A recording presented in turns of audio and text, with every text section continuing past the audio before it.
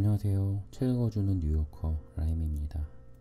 무라카미 하루키의 댄스 댄스 댄스 이제 1권이 약 3분의 2 가량 지나가고 있습니다.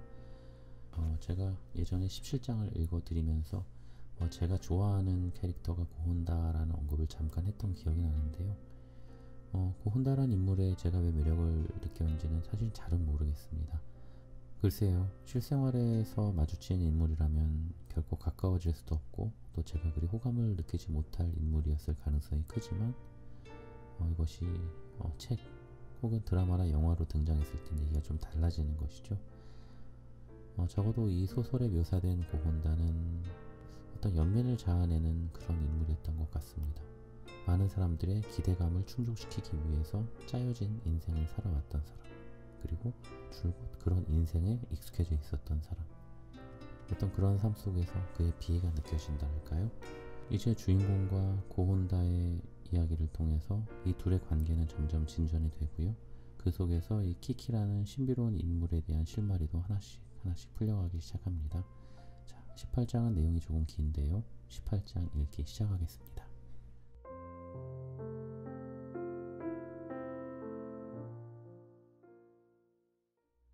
18장. 오랜만이군 하고 고혼다는 아주 투명하고 명쾌한 목소리로 인사를 건네왔다. 너무 빠르지도 않고 너무 느리지도 않으며 너무 크지도 않고 너무 작지도 않으며 긴장도 없으나 그렇다고 해서 너무 늘어져 있지도 않은 목소리였다. 완벽한 목소리. 그것이 고혼다의 목소리라는 건 일순에 알 수 있었다. 그것은 한 번 들으면 웬만해선 잊을 수 없는 종류의 목소리였다. 그의 웃는 얼굴이랑 청결한 입속이랑 쏙 빠진 콧줄기와 마찬가지로 그것은 쉽게 잊을 수 없는 것이었다. 고혼다의 목소리 같은 건 그때까지 생각해 본 적도 없었으며 떠올린 적도 없었지만 그래도 그 목소리는 조용한 한밤중에 잘 울리는 종이라도 친 것처럼 나의 머리 한구석에 매달려 있던 잠재적 기억을 일순에 또렷또렷하게 되살려 놓았다. 대단하구나, 확실히 하고 나는 느꼈다. 난 오늘 밤 집에 있을 테니까 이쪽으로 전화를 걸어주시오. 어차피 아침까지 자지 않을 테니까. 그렇게 그는 말하고 전화번호를 2번 되풀이했다. 그럼 또 하고 그는 전화를 끊었다. 국번으로 보아 나의 아파트로부터 그다지 멀지 않은 모양이었다. 나는 그가 말한 번호를 메모하고 나서 그것을 천천히 돌려보았다. 6회째의 콜에서 부재 중이므로 전하실 말씀이 있으시면 녹음해 주십시오 하고 여자의 목소리가 말했다. 나는 내 이름과 전화번호와 전화한 시간을 취입했다. 그리고 줄곧 여기 있겠노라고 말했다. 꽤 까다로운 세상이군. 전화를 끊고 부엌으로 가서 샐러리를 씻었다. 잘게 썰어서 마요네즈를 끼얹어 그것을 씹으면서 맥주를 마시고 있자니까 전화가 걸려왔다. 유키한테서였다. 지금 뭘 하고 있어요? 하고 말했다. 부엌에서 샐러리를 씹으면서 맥주를 마시고 있다고 말했다. 비참하네요 하고 유키는 말했다. 그럴 정도는 아니야 하고 나는 말했다. 더욱 비참한 건 얼마든지 있다. 그녀는 아직 알지 못할 뿐인 것이다. 넌 지금 어디 있지? 하고 나는 물어보았다. 아직도 아카사카의 아파트 하고 그녀는 말했다. 이제부터 어딘가 드라이브 가지 않을래요? 미안하지만 오늘은 안 되겠는걸 하고 나는 말했다. 지금은 중요한 전화를 기다리고 있거든. 요 다음으로 하자고. 뭐라고? 그렇지. 어제의 이야기인데 양가죽을 뒤집어 쓴 사람을 넌 못 봤니? 그 이야기가 듣고 싶단 말이야. 그거 굉장히 중요한 일이란 말이야. 다시 요 다음 하고 그녀는 한껏 찰칵 소리를 내어 전화를 매정하게 끊었다. 맙소사 하고 나는 느꼈다.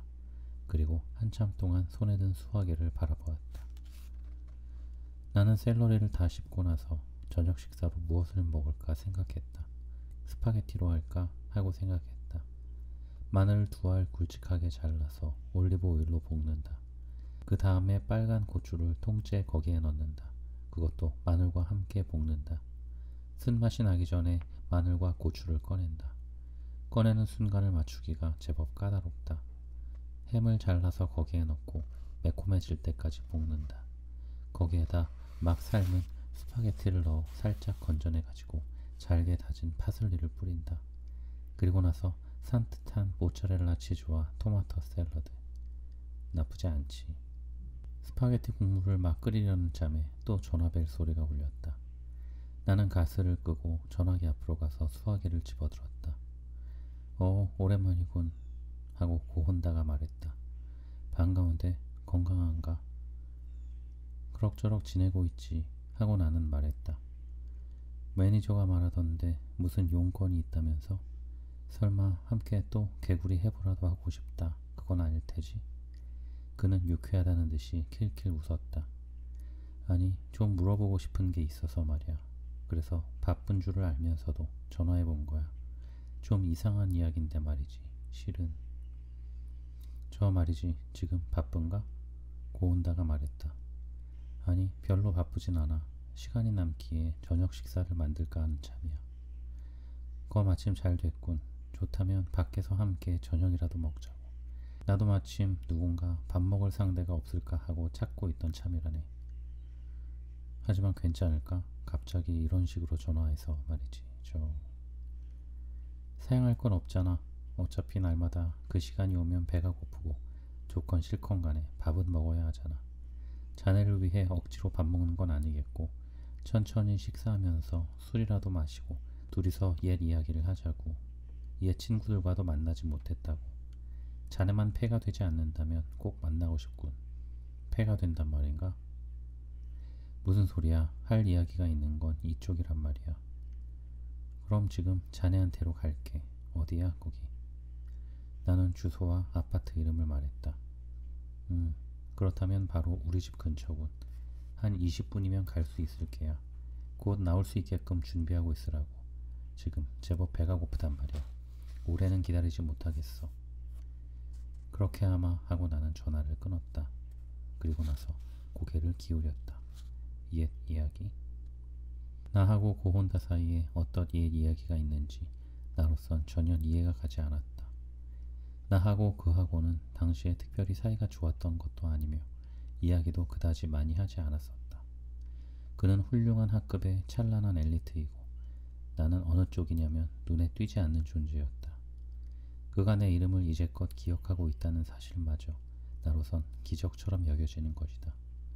옛 이야기란 도대체 무엇이냐? 이야기할 그 무엇이 있담? 하지만 그래 어떻든 간에 쌀쌀 맞은 대접을 받기보다는 당연한 일이지만 이런 대접을 받는 편이 훨씬 좋았다. 나는 잽싸게 면도를 하고 오렌지색 스트라이프의 셔츠 위에다 캘빈 클라인의 트위드 재킷을 걸치고 이전에 여자친구가 생일날에 선물로 준 아르마니의 니트 타이를 메었다. 그리고 갓 세탁한 블루진을 걸치고 사서 얼마 안 신은 새하얀 야마하의 테니스 슈즈를 준비했다. 그것은 나의 워드로브 중에선 제일 멋있는 모양새였다.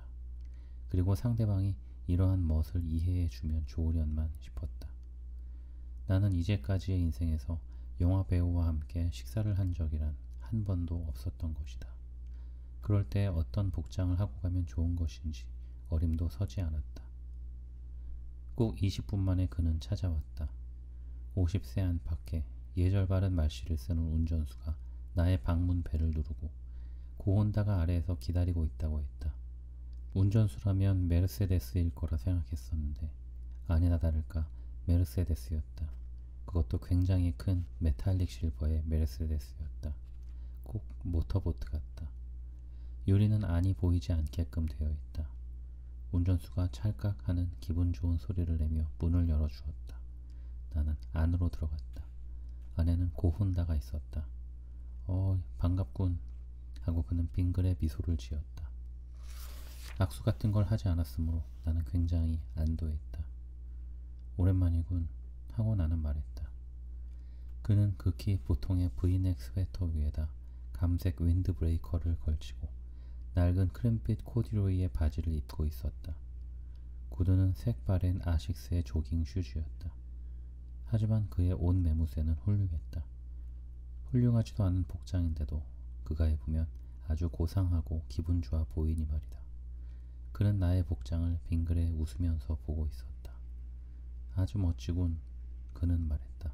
취미가 좋은데? 고마워 하고 나는 말했다. 영화 스타 같군. 그가 말했다. 야유가 아니라 그저 그런 농담이었다. 내가 웃고 그도 웃었다. 둘이 다 느긋했다. 그런 다음에 고은다는 차 칸을 둘러보았다. 어때? 굉장한 자동차 아닌가? 필요할 때에 프로덕션이 빌려주는 거지. 운전수까지 붙여서. 이러면 사고를 일으키지 않으며 음주운전도 하지 않고 안전하단 말일세. 그들한테도 그렇고 나한테도 그렇고 어느 쪽이나 다 행복해지거든. 옳거니 하고 나는 말했다. 나는 이런 거 운전하지 않지. 나는 좀 더 작은 차를 좋아하거든. 포르쉐? 마세라티. 나는 그보다 좀 더 작은 차를 좋아하지만 하고 나는 말했다. 시빅? 스바루. 스바루. 고온다는 고개를 끄덕거렸다. 그러고 보니 예전에 탔었지. 내가 맨 처음 샀던 차라고. 내 돈으로 샀지. 최초의 영화에 출연한 개런티로 중고를 샀단 말이야. 굉장히 마음에 들었었지. 그걸 타고 촬영장으로 갔단 말이야. 내 두 번째 작품이었는데 주역에 버금가는 역할이 붙었던 무렵이야. 곧 주의를 받았지. 너 스타가 되려거든 스바루 같은 거 타지 말라고. 그래서 다시 샀지. 그런 세계라고 영화계란. 하지만 좋은 차였어. 실용적이고 값이 싸. 난 이게 좋아. 나도 좋아 하고 내가 말했다. 어째서 마세라티 같은 걸 탄다고 생각하지? 모르겠는걸. 경비를 사용할 필요가 있기 때문이야. 그는 좋지 못한 비밀을 털어놓듯 눈썹을 찌푸리면서 말했다. 매니저가 더욱더 경비를 사용하라지 뭔가. 씀씀이가 부족하다는 걸세. 그래서 비싼 차를 산단 말이야. 비싼 차를 사면 경비가 잔뜩 빠지거든. 모두가 행복해진다고. 맙소사, 모두들 경비 이외의 것을 생각지 못한단 말인가. 배가 고픈데 그는 고개를 흔들었다. 두툼한 스테이크가 먹고 싶어. 자리를 함께 해주겠나? 알겠다고 내가 말하자 그는 운전수더러 행선지를 말했다. 운전수는 잠자코 끄덕거렸다. 고혼다고는 내 얼굴을 보고 미소를 짓고는 자 그럼 하고 말을 이었다. 개인적인 이야기가 되지만 혼자서 저녁 식사 채비를 하고 있다면 자넨 필시 독신인 모양이군. 그렇지 하고 나는 말했다. 결혼하고 이혼했지. 그럼 나하고 마찬가지야 하고 그는 말했다. 결혼하고 이혼했지. 그래서 위자료는 물었나? 안 물었어 하고 나는 말했다. 한 푼도? 나는 고개를 흔들었다. 받지 않더라고. 행운의 사나이로군. 그는 말했다. 그리고 빙그레 웃었다. 나도 위자료는 물지 않았지만 결혼 탓으로 빈털터리가 돼버렸지. 내 이혼 이야기 조금은 알고 있나? 막연히 하고 내가 말했다. 그 이상은 아무 말도 하지 않았다. 그는 4년이던가 5년 전에 인기 여배우와 결혼해서 2년 남짓 지나서 이혼을 했었다. 주간 잡지가 거기에 관해서 이러쿵 저러쿵 써댔다. 진상은 잘 알려지지 않았다. 하지만 결국은 상대방 여배우의 가족과 그와의 사이가 좋지 않았다는 사정은 알려진 것 같았다. 흔히 있는 경우였다. 상대방 여배우에게는 공사 양면에 걸쳐 집요한 친척들이 잔뜩 매달려 있는 반면 그는 철부지로 자라나 태평스레 혼자서 살아왔다는 그런 타입이었다. 그러니 제대로 되어 나갈 리가 없다. 묘한 이야기지. 엊그제까지 함께 과학실험을 하고 있었나 했더니 다음에 만났을 땐 어느 쪽이나 이혼 경험자로 돼 있다. 묘하다고 생각지 않나? 그는 빙그레 웃었다. 그리곤 둘째 손가락 끝으로 눈두덩을 가볍게 문질렀다. 그런데 자네는 어째서 이혼하게 됐지? 간단하다고. 어느 날 옆에 내가 나가버렸단 말이야. 돌연? 그렇다고 아무 말 없이 돌연 나가버렸지. 예감조차 없었어. 집에 돌아보니 없었어. 어딘가 쇼핑하러 갔겠지 하고 나는 생각했었지. 그래서 저녁밥을 짓고 기다렸었지. 하지만 아침이 돼도 돌아오지 않았어. 일주일이 지나도 한 달이 지나도 돌아오지 않았어. 그 다음에 이혼 청구 용지가 날아들었지. 그는 이 일에 대해서 잠시 생각하고 있었다. 그리고 한숨을 쉬었다. 이런 말투는 자네를 다치게 하는 건지도 모르겠지만 그러나 자네는 나보다 행복하다고 생각해. 하고 그는 말했다. 어째서? 내가 물었다. 내 경우 여편네는 나가버리지 않았지. 내가 두들겨 맞고 쫓겨났단 말이야. 말 그대로 말이야. 어느 날 두들겨 맞고 쫓겨났지. 그는 유리창 너머로 물끄러미 먼 데를 바라보았다. 지독한 이야기라고. 하나에서 열까지 계획적이었단 말이야. 영락없이 전부 계획돼 있었단 말이야. 사기나 다름없었지. 알지 못하는 사이에 이것저것의 명의가 서슴없이 바뀌어 써지고 있었지. 그건 참 볼만한 솜씨였어. 나는 그런 건 아무것도 눈치채지 못했지. 나는 그 여자와 같은 세무사한테 의뢰하고 있어서 아주 위임해버렸었지. 신용했었어. 인감도장만 해도, 증서만 해도, 증권만 해도 세금 신고에 필요하니까 맡기라고 하면 아무런 의심도 품지 않고 맡겼다고. 나는 그러한 세세한 일은 질색이고 해서 맡길 수 있는 것이라면 모두 다 맡기고 싶었거든. 그런데 그놈이 저쪽 친척들과 붙어 있었더란 말일세. 알고 보니 난 깨끗이 빈털터리가 돼 있었지. 뼈다귀마저 씹힌 꼴이지 뭔가. 그리고 난 쓸모없게 된 개처럼 두들겨 맞고 쫓겨난 셈이지. 좋은 공부가 됐어. 그리고 그는 다시 빙그레 웃었다. 그래서 나도 좀 어른이 되었지. 벌써 34살이야. 싫어도 모두 어른이 되지. 하고 나는 말했다. 확실히 그렇다고. 바로 그렇지. 자네 말대로야. 하지만 인간이란 묘하다고. 한순간에 나이를 먹는단 말일세. 참말이지. 나는 예전엔 인간이란 건 1년 1년 순번으로 나이를 먹어가는 거라고 생각했었지. 고운다고는 내 얼굴을 물끄러미 들여다보듯 하면서 말했다. 하지만 그렇진 않지. 인간은 일순에 나이를 먹는다고.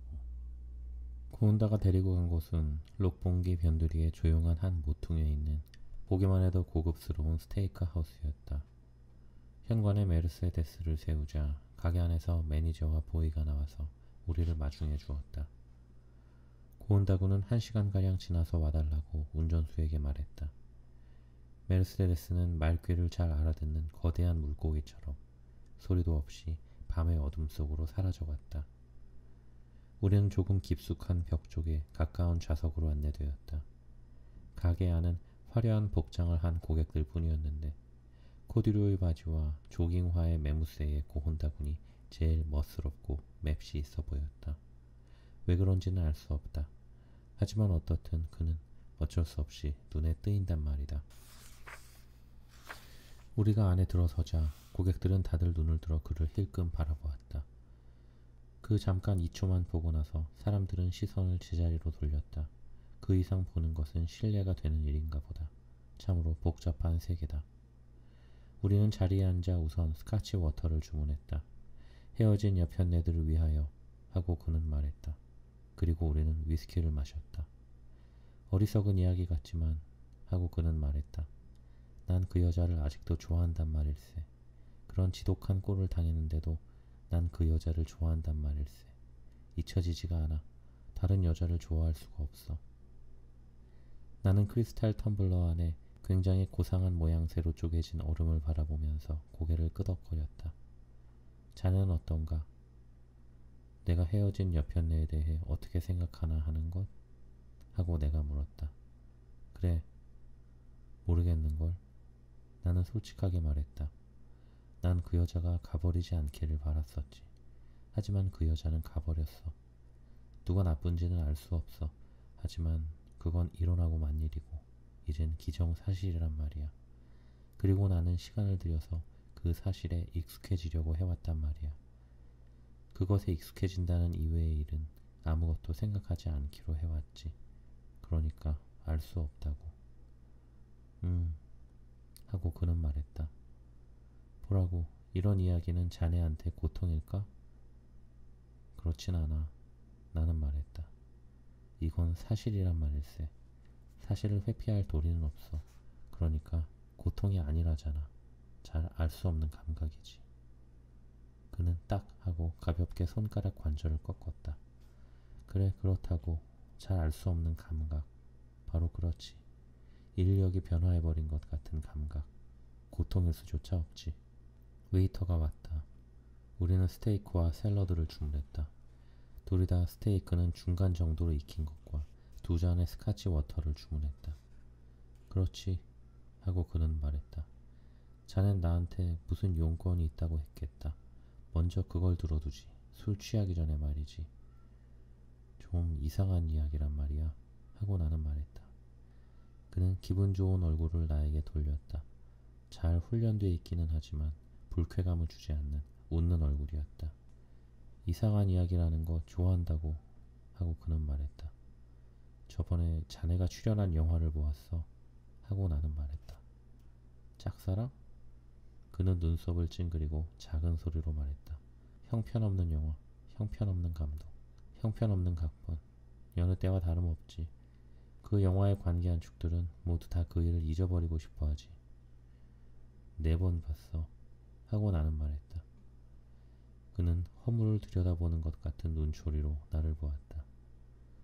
돈을 걸어도 좋지만 그 영화를 4번 본 사람이란 어디에도 없다고. 이 은하계 우주의 어디에도 무엇을 걸어도 좋아. 내가 아는 사람이 그 영화에 나와 있었어 하고 나는 말했다. 그리곤 자네 말고 말이야 하고 덧붙였다. 고은다구는 둘째 손가락 끝으로 관자놀이를 가볍게 눌렀다. 그리고 눈을 가늘게 하고 나를 보았다. 누구? 이름을 모른다고. 일요일 아침에 자네와 함께 자고 있는 배역의 여자아이. 그는 위스키를 한 모금 마시고 몇 번인가 고개를 끄덕였다. 키키. 키키 하고 나는 되풀이했다. 기묘한 이름이다. 딴 인물처럼 느껴졌다. 그게 그 여자의 이름이라고. 적어도 아무도 그 이름밖에 알지 못해. 우리들의 조그만 기묘한 세계에선 그 여자는 키키라는 이름으로 통했고 그걸로 충분했었지 하고 그는 말했다. 그 여자한테 연락을 취할 수 있을까? 안 되지 하고 그는 말했다. 어째서? 처음부터 이야기를 하지. 우선 첫째로 키키는 직업적인 여배우가 아니지. 그래서 이야기가 까다롭단 말일세. 배우라는 건 유명이건 무명이건 모두 어김없이 어느 프로덕션엔가 소속돼 있지. 그래서 곧 연락이 된다고. 그들의 대부분은 전화통 앞에 앉아서 연락을 기다리지. 하지만 키키는 그러지 않아. 어디에도 소속되지 않았어. 그 여자는 공교롭게 그 영화에 나왔을 뿐이야. 완전한 파트타임이란 말이지. 어째서 그 영화에 나오게 됐지? 내가 추천했어. 하고 그는 아무렇지도 않게 말했다. 내가 키키한테 영화에 나가지 않겠느냐고 해서. 그래서 감독한테 키키를 추천했단 말일세. 어째서? 그는 위스키를 한 모금 마시고 약간 입술을 찡그렸다. 그 아이한테는 재능 같은 게 있었거든. 뭐랄까 존재감 그런 게 있단 말일세. 느낀단 말이야. 굉장한 미인이랄 것도 아니지. 연기력이 어떻고 저떻고 하는 것도 아니지. 다만 그 아이가 있는 것만으로도 화면이 제법 잡힌다 그 말일세. 그런 것 말이야. 지능의 하나가 아니겠나? 그래서 영화에 내놓아 봤지. 결과는 좋았어. 다들 키키에 대해선 호감을 가졌었지. 자랑하는 건 아니지만 그 장면은 잘 됐었지. 사실적이었어. 안 그래? 그렇더군 하고 나는 말했다. 사실적이었어. 확실히. 그래서 난 그 아이를 그냥 영화의 세계로 넣으려고 했었지. 그 아이라면 어지간히 해낼 줄 알았거든. 하지만 안 됐어. 꺼져버렸어. 이게 제2의 문제점이야. 그 아이는 꺼져버렸어. 연기처럼. 아침 이슬처럼. 꺼졌어? 응. 글자 그대로 꺼져버렸다고. 1달 전쯤 일인데 오디션에 오지 않았더란 말이야.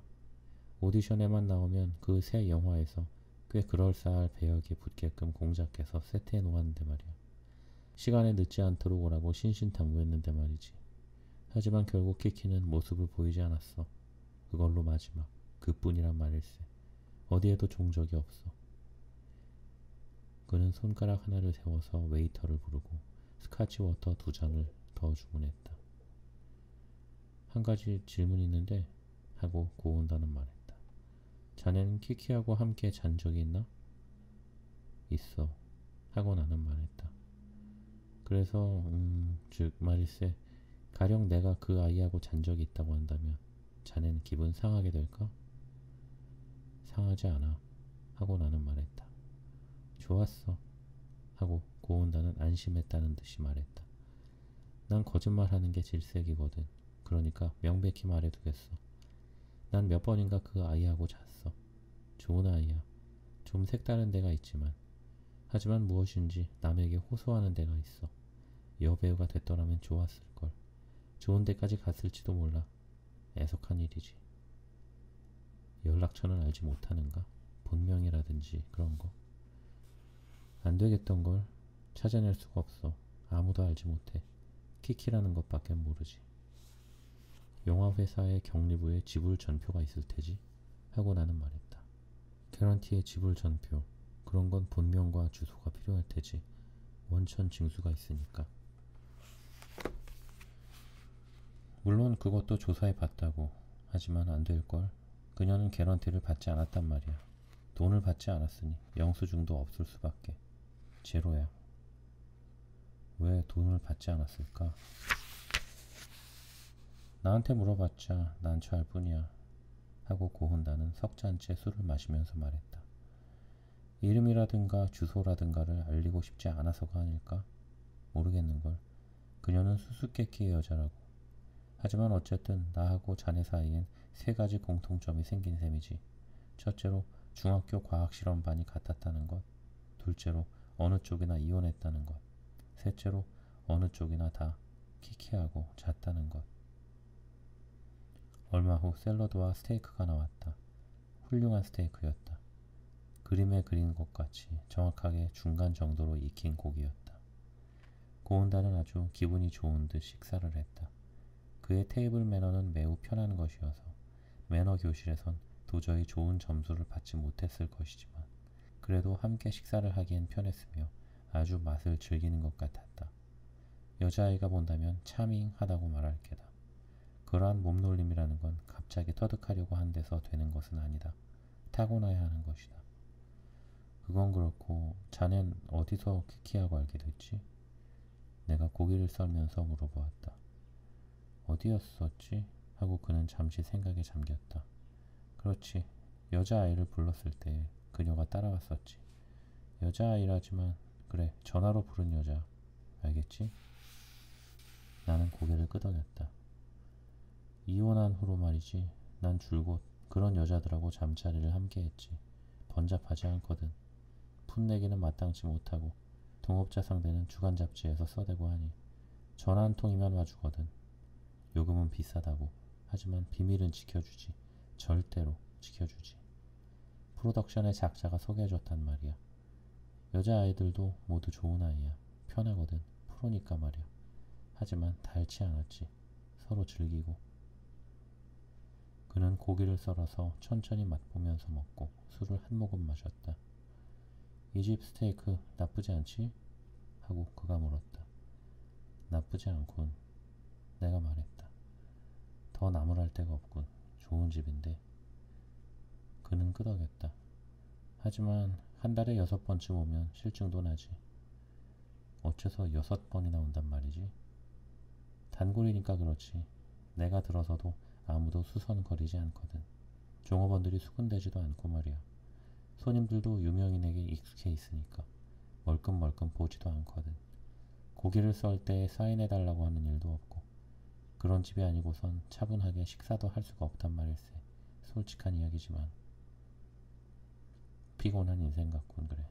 하고 나는 말했다. 경비도 써야겠고 말이지. 참말이야. 그가 말했다. 그래. 어디까지 이야기했더라?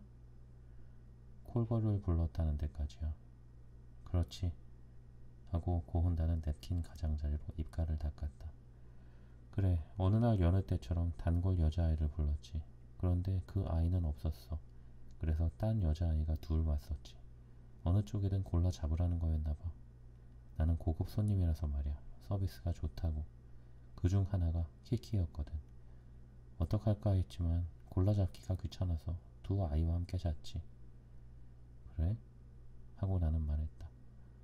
기분 상하지 않겠나? 걱정 마. 고교 시절이라면 그럴지도 모르지만 고교 시절엔 나도 그런 짓은 안 했지 하고 고혼다는 웃었다. 그래 어떻든 그 두 아이와 잤다.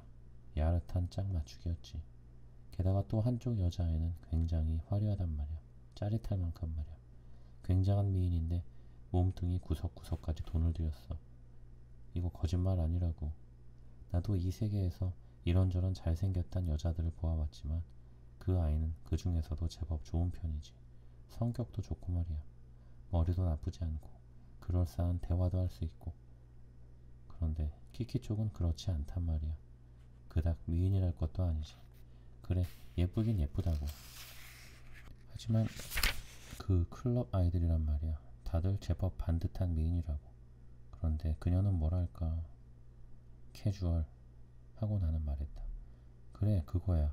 캐주얼하단 말이야. 참으로 옷만 봐도 보통 옷이겠다. 이야기도 별로 하지 않겠다. 화장기도 그닥 없겠다. 아무려면 어떠냐는 느낌이고. 한데 묘한 일이지만 말이야. 차츰차츰 그녀한테로 마음이 끌리더란 말이야. 키키 쪽으로. 셋이서 하고 난 다음에 모두 함께 방바닥에 앉아서 술을 마시면서 음악을 듣기도 하고 이야기를 하기도 했어. 오래간만에 유쾌하더군. 학생 시절 같아서. 그런 식으로 느슨하고 여유로울 수 있다는 건 내내 없었단 말이야. 그 후로 세 사람이서 잤지. 언제쯤의 일이지? 이혼하고 반년쯤 뒤의 일이니 그렇군. 1년 반쯤 전의 일일까? 하고 그는 말했다.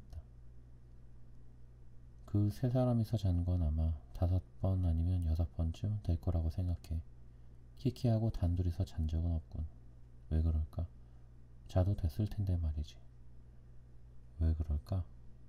하고 나도 물어보았다. 그는 나이프와 포크를 접시 위에다 놓고 또 집게 손가락을 관자놀이에 가볍게 대었다. 그것이 그가 무엇을 생각할 때의 버릇인 것 같았다. 차밍 하고 여자애라면 말할 게다. 어쩌면 두려웠기 때문인지도 몰라 하고 고혼다는 말했다. 두렵다?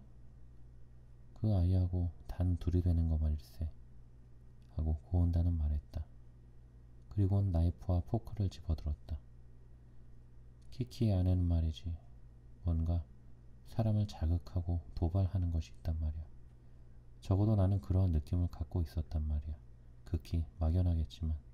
아니지, 도발이랄 건 아니지. 제대로 표현할 수가 없어.